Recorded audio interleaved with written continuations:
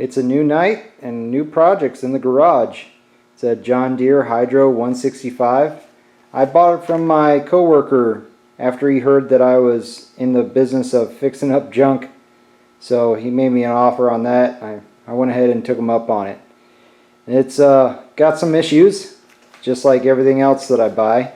But we're going to kind of go around the tractor and see what we can do and see if we can get it running again. All the tires were flat, including one tire that didn't even match. By tire, I mean rim. This is it right here. This was actually the rim that was sitting on it. They had it flipped on the inside, so the valve stem was facing towards the tractor. I'm going to guess because of the offset that this rim had. The tire that was on it was completely junk. I couldn't even get the seat on the bead even after I took it to the guys at the tire place. So I went ahead and ordered some eBay rims and some Amazon tires. I'm pretty sure that these John Deere's, no matter what year, use pretty much the same rims.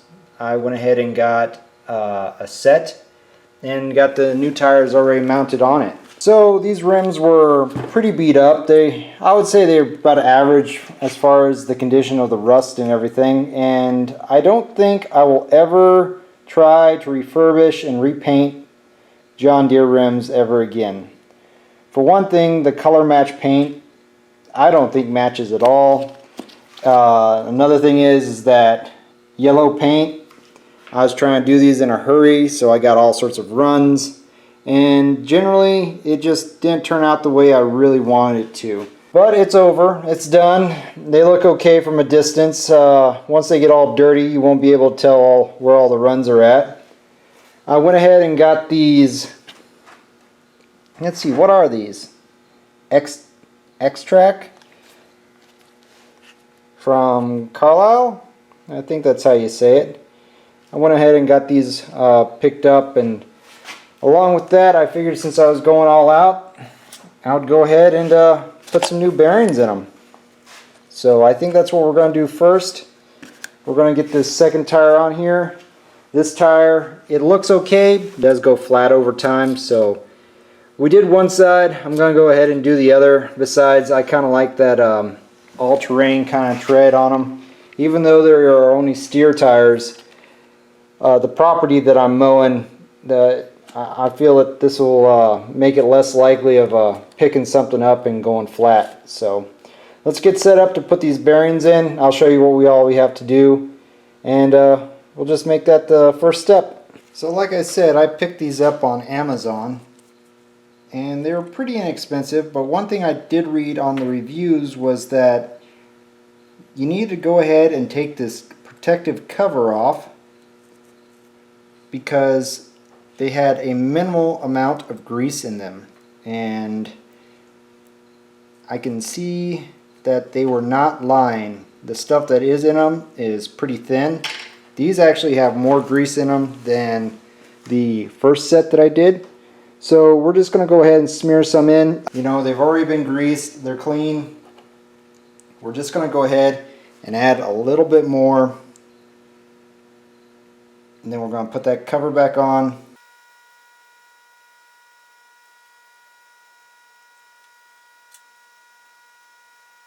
I know this isn't the way you're supposed to pack bearings, but I've never packed bearings this small before, so we're not going to be hitting no high speeds with this thing, that's for sure. After I'm done and I put the cover back on, I generally like to just take whatever the access is and just kind of smear it around, because it's just going to help with the installation process. Alright, I'm going to do the other one, and then we'll go ahead and punch these guys in. I went ahead and just kind of lubed up the inside here of the rim, and then I'm going to take the excess grease and I'm going to kind of smear it on the outside because every little bit helps.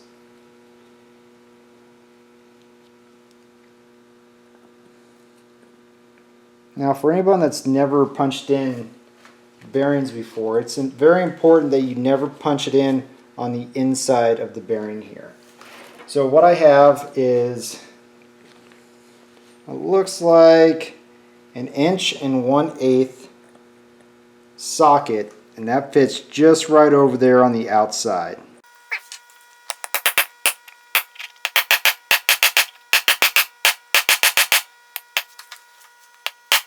Sometimes these things don't want to go in straight. So wherever it's sticking up the highest, just hit that side. And it should line back up. The overspray of paint probably did not help that situation. But it's done. I probably should have gone ahead and taken some emery cloth and done the inside. But we're too far along now. I'm going to go ahead and coat the inside of this rim up. Kind of help against the water. Anything else that's going to get in there, keep it from rusting out. Here in Colorado, we really don't have too much of an issue. I've heard some horror stories about stuff just being seized up, and I've never experienced anything like that. Oh yeah, that one went in nice. Put a nice glob of grease in there. And this is ready to go on the tractor. I got the old tire and rim off. I went ahead and cleaned this up with some brake clean. This guy is in great shape as compared to the other side that was just using those plastic bushings on that oddball rim. So all I had to really do was clean it up, wipe it down. I am going to put a coat of grease all over this thing, including inside this little collar here, the little dust shield. And I'm not going to film while I'm doing this because you guys have already seen me put tires on a lawn tractor before. So I'm going to go ahead and get this installed, and then we'll check out what's left on this guy. I have my snap ring on, and it's a roller. So that's pretty cool. Because that's the first thing you got to do whenever you get a project that does not run. You need to put cool ass tires on it. So let me go ahead and lower the jack here for you. And we'll go talk about the other problems that this lawn tractor has. Namely, the transmission is locked up. This is supposed to be a little gear select lever. And whenever you turn that, it's supposed to go and put it into free spool to where it can roll around. Unfortunately, that does not work. And what I ended up having to do, as you can watch the shaft in the transmission for the axle. See how it spins a different direction? That's because I had to take the keyway out of this one tire to get it to roll. It was a living nightmare whenever it was on the back of my truck. On a cool little side note, that this is actually a John Deere tire. And out of the 4, when I got it, this was the only one that held air. So I thought that was pretty cool. But I'm not going to be working on this guy anymore until I actually get this thing running. The other tire, or the racing slick as I like to call it, looks like it's about a different size. Because this guy has a little bit of a slant going on to it. But before we can work on the transmission, I want to see if this engine runs. Now I went ahead and pulled out the battery, and I have it on charge, and we're going to test it here in just a minute. But this is the intake, and it's a nice little pile of dirt. I was told by the previous owners that the magneto in it was bad, that it would not spark. I'm looking over here at some wiring that they did, and it looks like they jumpered out the PTO switch. So I'm not exactly sure what's going on here, but I think what we're going to do first is we're going to go ahead and take the carb off and just kind of give it a real rough cleaning. We're going to make sure that the fuel pump is actually pumping. And speaking of fuel, this gas is absolutely nasty smelling. So we're going to need to go ahead and drain that. But I'm not going to put too much of an effort into it yet. I'm going to go ahead and we're going to test this battery out. Oh, that's wonderful. Alright, well, I knew I needed a new gas cap. I'll just pull this guy out here for right now. Yeah, get this guy back on. Oh, it stinks. It stinks so badly. This is the part number for the tires that I put on the front. These were on the tires whenever they came in the mail. I just wanted to go ahead and share that with everyone in case they were interested. Status update on the John Deere 165. I have no fuel, I have no spark, and the battery comped out after about 3 or 4 minutes of me just cranking on it. So I have it over there in the corner going on charge. But yeah, I mean, I was running it and absolutely nothing came out of this guy at all.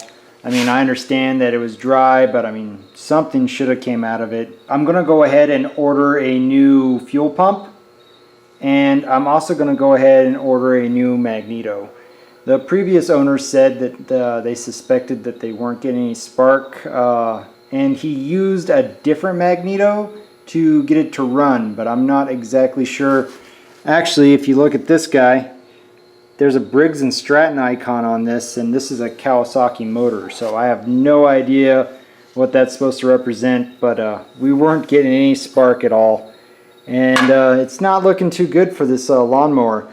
These terminals were completely corroded up. I cleaned them up, and after looking at this wiring, I'm not exactly sure where that terminal is supposed to go, but I'm not finding any loose wires.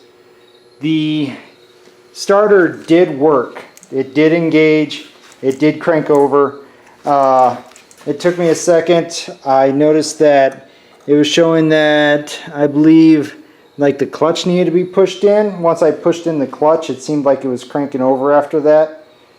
And also, I'm not sure, but I went ahead and disconnected the seat safety switch, and I've completely forgot to plug it back in and actually sit on it to see if I could get the starter to actually engage. But I'd have to do some testing to see. I guess I could throw like a bag or something on it, something heavy, to make it see if we got spark. But yeah, it wasn't looking good. I kind of wish now that I had tried the seat, but it's late. I know that I need some parts, so I'm going to go ahead and order them, and we'll just go from there. We'll see you on another night.